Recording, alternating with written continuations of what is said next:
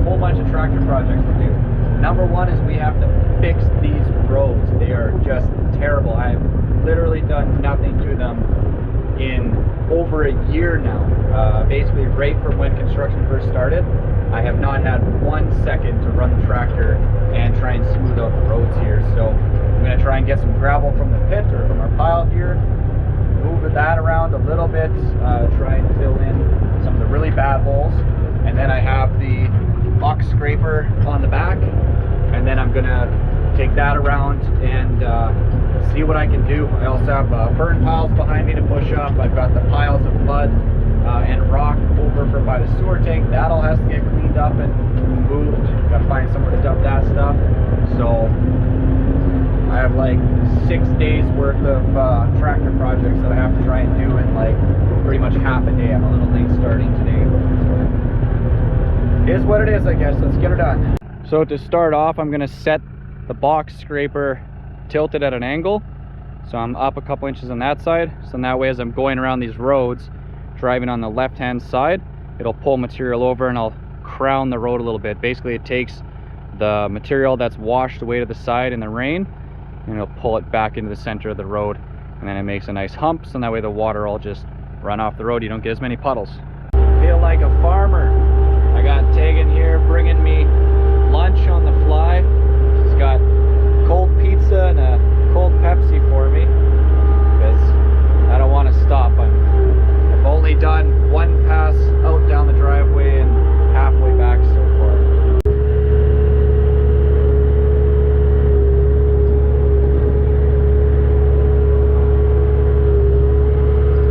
Yeah, so every round when I get to the gravel pile here, I'm taking a bucket of gravel, and then I back up and I grab my pile from pulling behind me, and then as I go around, when I get to the places where I need a little bit more gravel, I just sprinkle this ahead of me, and then I'm driving over it with the box scraper to kind of fill it all in nice. Well, roads are about as good as they're gonna get. Tried to fill in a couple of these hills and stuff where it was washing out. So I figure I'm gonna take this boulder that's been sitting here for like 2 years, go throw that off the edge of the driveway. Another thing that I didn't even think about that I need to do still is I still have to clean up all those logs that are over by the solar panels. When I was going by, I noticed that I have all the firewood and I have all the saw logs that I have to pull out of there.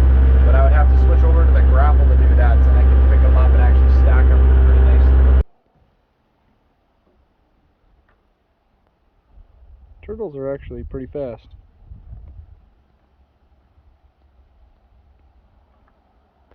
Out laying eggs.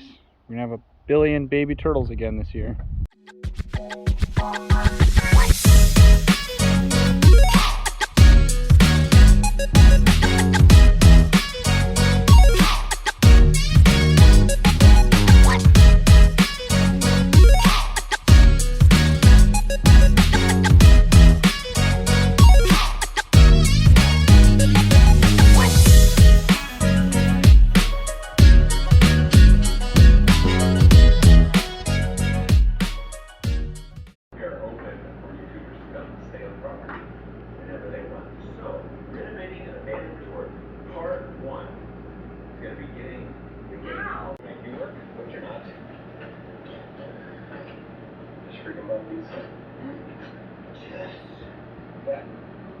Tonight we are on rock cleanup. So I'm going around and all these big rocks that I've kicked up with the tractor. Oh, that one can stay. I'm just picking them, throwing them in here, and I'm just dumping them places where I have low spots and whatever where I need rock. Well, at least it's only like plus 15, maybe plus 20 today. Actually it's blue skies coming. It's been kind of cloudy, rainy all day. Some spots taking out the big rocks, putting in the little rocks, filling that in. So this is the problem with just using pit run for your driveways and whatnot. This is just whatever I've found on the property, using it as gravel for the roads. So you just get a little bit of anything. You can get, big huge rocks or rocks like that, and you can get right down to this fine sand and everything in between. Gonna show up on camera. We're just looking out the window here, and it just looks like BC outside, with it just being like foggy, hazy, and rainy, and then like the trees in the background. Pretty nice. We thought that it was fog, but it's actually smoke from the fires from like 2 provinces over. You can smell it in the air. So we've got these angle pieces that we were keeping because we thought, they're kind of nice, but we need room. So set up the saw at 17.5 inches, 18-ish, and we're chopping firewood out of it.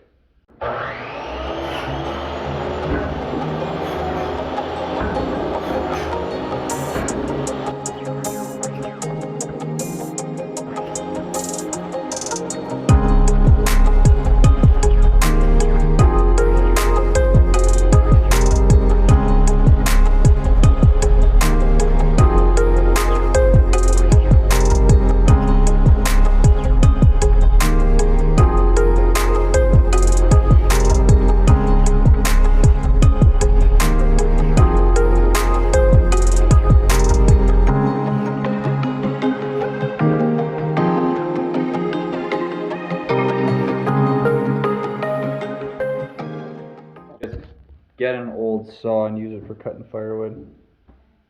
Today we're going to try and get these totes out of here with old blue, and I probably got to run and get the pallet forks, and the goal is to bring over one of the totes I have that we're filling up with kindling and stuff like that, and then start cleaning out a bunch of stuff from the house. We have all kinds of offcuts and pieces of wood lying around that they're too small to use for anything, and now that we're getting kind of, there's a nail killer right there. Keep finding garbage all over the place. Trying to leave everything where it's easier to get at. But yeah, and then maybe if I have time, I'll start working on around the sewer tank and boiler stuff with the bucket. But getting the wood out of the house is the primary thing for today, because we're trying to get everything done so we can start on flooring. So that's kind of exciting. So we got all the floorings inside already, been inside for a while. But yeah, we're just trying to get anything that needs to be done before flooring goes in. So I decided I'm not even going to bother with the pallet forks. I'm just going to throw everything in the bucket. I'm going to see if I can drive around the pond right up to the deck and get the bucket up high, and I'll just toss it right out the door into the tractor. Super easy. Should work. This is tough for me because the hoarder in me is like, well, these are those offcuts from doing a railing post, and they're all the same length, and they're really nice, and you know, it's true 2-inch. You know, those would make nice brackets for shelves. And you've got all these corner pieces from doing our 45s, and it's like, those look like they could be used for something. And you know, you got all these little tidbits, and you got some 1x4 stuff, and there's, you know, some 2x4s that we chopped up because they were so twisted that we couldn't really use them for anything. And it's like, I mean, you could use it, but we have so much of it. We just got to get rid of some of it. Put it in the box to be burnt. I mean, we're not going to burn it, you know, tomorrow, but we'll get it burnt at some point. Use that in the boiler to get the fires roaring. Wow, look at how clean it's getting in here. So much more room for activities. Our drinking water got a little bit dusty. Yum. I mean, it doesn't get much easier. Just gotta throw it in there now. Maybe if I had a smaller bucket or a bigger bin, just dump it right in, but beggars can't be choosers, right? Well, it's about half full now. And that'll all be nice kindling. And I just put the kind of 2x4, 2x6 stuff. So all that kind of stuff, and I think most of this, I just set the saw at 18 inches and I just ran it through and just chopped it into 18-inch pieces, and that way it fits in either the fireplaces, the boiler, or the one in the house. But yeah, I never noticed before, but our pile, I guess I had this stacked too high. I had it coming out to here. This pile tipped over, some stuff flew out. I'd restack it, and one of those projects where you go to do a project and another thing pops up, and another thing pops up, and another little project. So that part of that tree fell now, and then this one finally died and broke and fell off, and then that one's dead now too, and I think this one is mainly dead. That one's pretty much dead. My firewood is creating more firewood somehow. All the berries coming up right next to the house yet. We got some blueberries, strawberries. The ones over there I believe are Saskatoons. Those are kind of hard to grow sometimes, they don't come up, but yeah, kind of everything is just growing like crazy. We have choke cherries, we have hazelnuts here, we have wild plums, and then blueberries, raspberries, strawberries, all different kinds of mushrooms, but we're not really mushroom pickers yet. We'd like to, but just don't have time. Things are starting to grow. Like the house is still growing.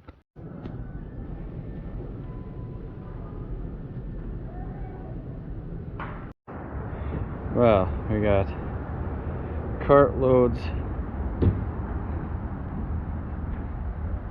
Oh my goodness. So this is what $6,000 worth of IKEA kitchen looks like.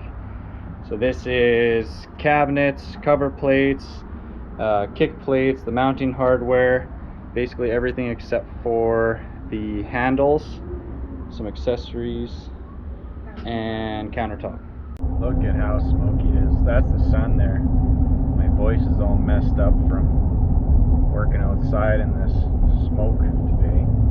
It doesn't look as bad on camera, but this is crazy up here. So I'm inside building that closet thing. Tegan has been cutting grass. And it's plus 30 out. And it's like 30 something inside the house right now. And it's hotter in the house than it is out of the house. Getting it all done. We were working in minus 30, now plus 30. My truck actually said plus 40, which is crazy. I don't know if that was actually true, but it's pretty hot.